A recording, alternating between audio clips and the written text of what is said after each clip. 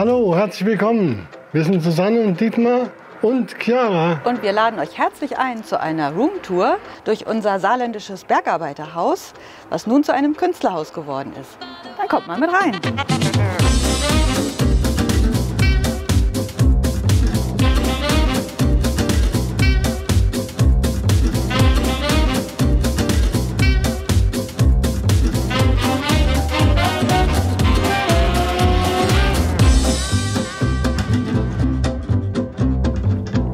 Wir sind hier in einem Bergarbeiterhaus, gebaut 1902 von meinem Urgroßvater. Friedrich Groß hängt hinter mir an der Wand. Ja, der Dietmar hat das Haus von seinem Urgroßvater geerbt und ja, das erste Mal eigentlich kernsaniert in den 2000er Jahren und dann vermietet. Und vor 2 Jahren hatten wir die Idee, hierher zu ziehen und haben es dann noch mal so nach unseren Vorstellungen gestaltet. Ja, dann geht es jetzt mal rein in die Wohnräume und wir fangen mal mit dem Wohnzimmer an. In die gute Stube. Ja.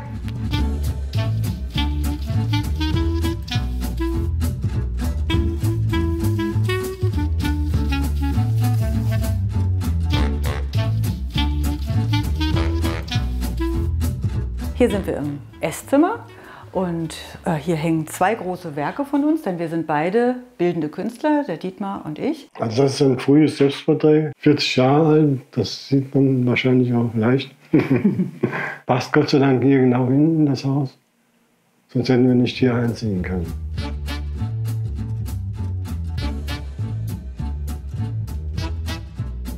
Ja, und von mir ist das Pastellbild die Fischhändlerin, was man verschieden interpretieren kann. Auf jeden Fall hat es hier gut hergepasst an dem Essplatz. Ich denke, so zu einem guten Essen ist das eigentlich ein schönes Küchenbild, kann man auch sagen.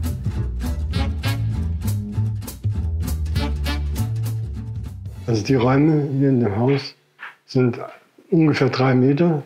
Das war ein Maß, was eigentlich für Arbeiter nicht üblich war. Ja, der Bergmann war schon stolz auf das, was er erreicht hat und wollte auch so ein bisschen ja, bürgerlichen Wohlstand zeigen mit diesen hohen Decken und dem Stuck zum Beispiel.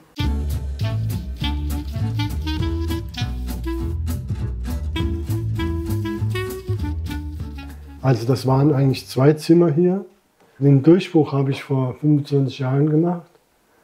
Das war einfach die Idee, größere Transparenz in das Haus zu kriegen. Genau, das Zimmer war ja ein bisschen dunkel, dadurch, dass da ein Wintergarten vorgesetzt ist. Und dann hast du hier den Durchbruch gemacht. Ja, dann gehen wir mal in den Wohnbereich. Hier in unser Wohnzimmer.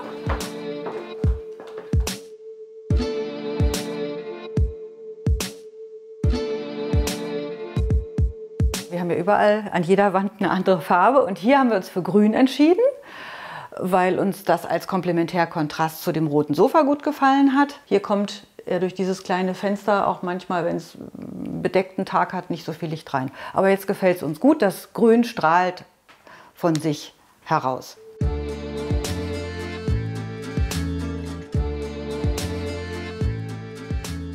Das ist eigentlich der Raum, in dem wir Fernsehen, stricken, lesen oder wenn wir in kleiner Runde Gäste haben, Übernachtungsgäste, dann sitzt man zusammen und fühlt sich einfach wohl.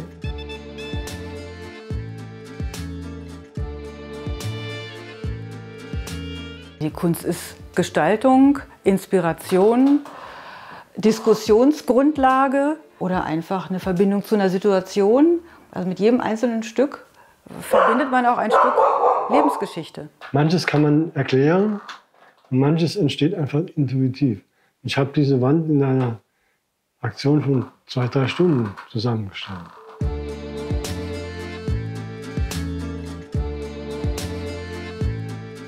Der ist ja eigentlich ein Querformat, aber es hat sich so besser in das Gesamtbild eingefügt und nun müssen die Fische auf dem Kopf stehen. Ja, dieses Detail mit der Schiebetür, das hat uns auch total gefreut. Es war ja früher, wie gesagt, ein geschlossener Raum. Es war das Esszimmer. Und auf Bildern sieht man, dass sich zu feiern die komplette Verwandtschaft hier wirklich drin rumquetschte um diesen Tisch.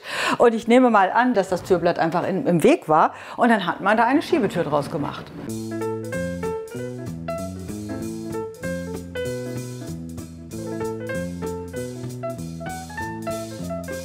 Auf jeden Fall wollten wir keine weiß-graue Küche. Das war uns persönlich ein bisschen zu langweilig und wir wollten dann gerne warme Farben haben. Das Rot kam ins Spiel. Theoretisch ist es die Komplementärfarbe zu Grün. Und Grün ist das, was wir eigentlich immer vor Augen haben, wenn wir rausgucken in den Garten. Und deswegen war das der erste Ansatz.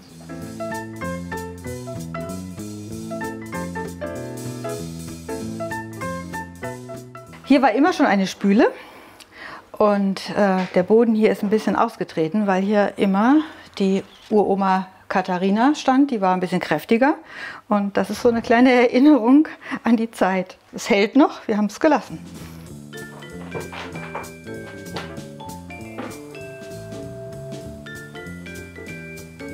Dietmar wollte unbedingt diesen Tisch haben. Das ist auch so ein Designstück aus den 90er Jahren. Der wird aber nicht mehr gebaut, also haben wir ihn gebraucht gekauft.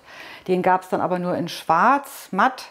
Und dann haben wir einen Autolackierer dafür begeistert, diesen Tisch gold zu lackieren. Er hat uns zwar gewarnt, dass die Farbe womöglich nicht so lange hält, aber irgendwie ist die ganz stabil und der hält sich gut. Und das Gold fanden wir halt viel schöner als schwarz.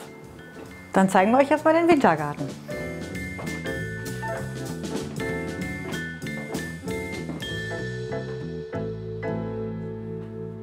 Hier ist unser Wintergarten. Vorher war hier auch schon ein Balkon mit so einer gemauerten Balkonbrüstung bis hier und darüber eine Verglasung, die aber dann marode war. Wir haben sie erneuert und haben uns dann entschlossen, einfach die gemauerte Balkonbrüstung abzureißen und das Ganze komplett zu verglasen, damit wir den freien Blick in den Garten haben, von der Küche aus und von hier aus auch.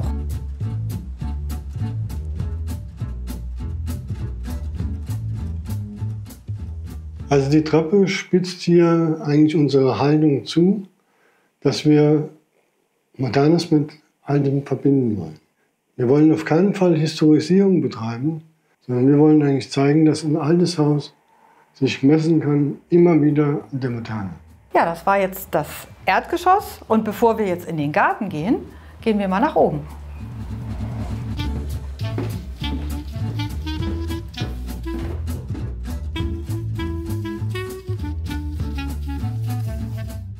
Also das Haus hier ist ein sogenanntes Prämienhaus, ein Bergarbeiterhaus, was finanziert wurde mit den Mitteln der Grube. Eine Bedingung war, dass ein Kollege, ein Bergarbeiter, hier unterkam. Die Häuser waren in der Regel über 10 Jahre finanziert und über diese 10 Jahre musste ein Zimmer einem Bergarbeiter untervermietet werden und danach war dann das Haus auch abbezahlt und man musste nicht weiter untervermieten. Und wir nutzen das Zimmer heute als unser zweites Gästezimmer.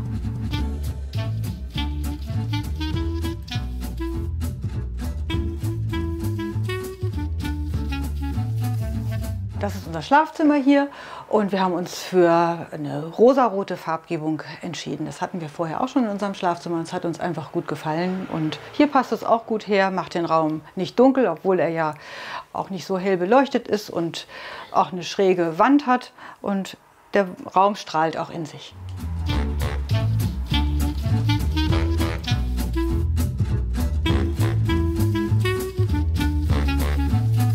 Das Badezimmer hat Dietmar schon bei der ersten Renovierung in den 2000ern eingebaut. Es ist halt weiß gewesen, jetzt nicht besonders spannend, das war eben der Zeitgeist damals.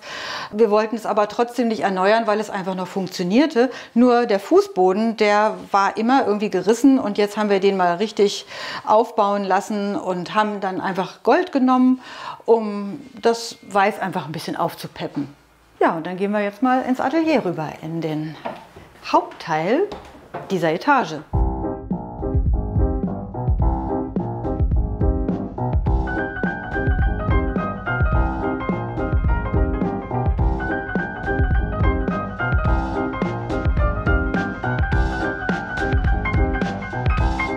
Jetzt sind wir hier im Atelier. Wir arbeiten beide hier zusammen. Ich habe meine Arbeitsecke, Dietmar hat seine Arbeitsecke und wir haben hier dieses große Holzgitter an der Giebelwand, wo wir unsere Bilder, die wir gerade fertiggestellt haben oder die noch im Prozess sind, betrachten können. Das ist auch eine Präsentationswand für uns beide. Hier kann man vergleichen, hier kann man sich Bilder vom anderen ansehen, selbst die Bilder beurteilen. Man kann Abstand nehmen und das ist unheimlich wichtig für die Malerei, für die Kunst, dass man Abstand nehmen kann.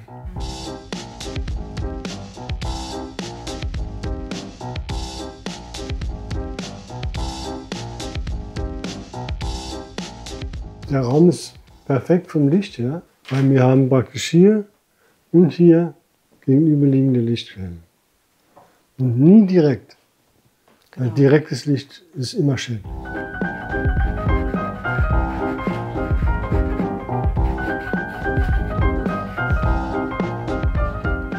Dieser große Raum hat uns beide gleich total in Bann genommen und gefallen, also als gemeinsames Atelier. Das war uns von vornherein klar, dass wir diesen Raum nutzen werden, dass auch nicht jeder einen kleinen Raum für sich bekommt, sondern dass wir diesen großen Raum für uns benutzen.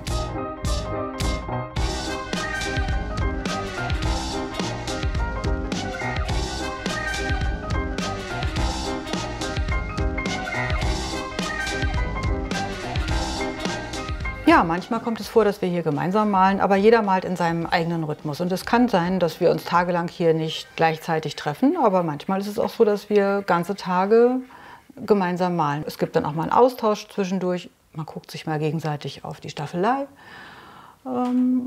Aber es ist ein harmonisches Nebeneinanderarbeiten, kann man sagen. Ja, ein Atelier zu haben, in dem man sich wohlfühlt, ist letztendlich auch Heimat finden in sich selbst.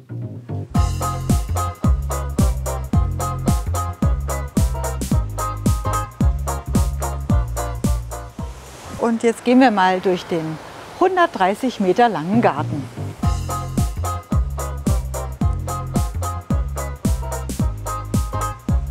Wir mussten diesen Garten auch neu anlegen und ganz wichtig war mir, dass ich es mal mit dem Gemüseanbau probiere, weil ich sehr gerne koche und es ganz toll finde, wenn man das Gemüse aus dem eigenen Garten dafür benutzen kann.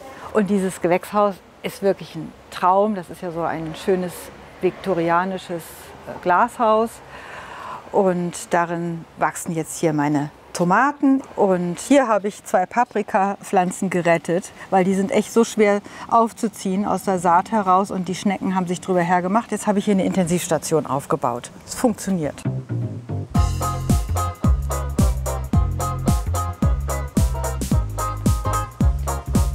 Wir haben versucht, diese lange Strecke einfach in Räume aufzuteilen. Und dann haben wir ja die 4 Elemente in unserem Garten. Die Luft da vorne, die durch das Gewächshaus strömt. Dann haben wir hier die Erde, symbolisiert durch die Ernteschale. Danach haben wir den Neptun, der fürs Wasser steht. Und ganz da hinten steht so ein Topf mit Solarfackeln, die dann bei Dunkelheit für das Feuer leuchten.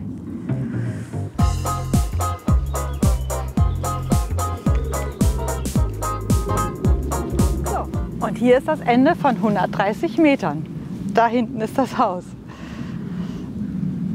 Alle Arbeiterhäuser, alle Bergmannshäuser hatten einen Garten zur Selbstversorgung. Aber diese Form hier, dass sie so lang ist, liegt halt daran, dass die Bergmannshäuser alle an der Straße entlang wie eine Perlenkette gebaut wurden und somit der Aufwand für die Versorgungsleitungen, also Abwasser, später dann Strom, das war dann nicht sehr aufwendig. Und so hatte man nach hinten Platz für die Grundstücke.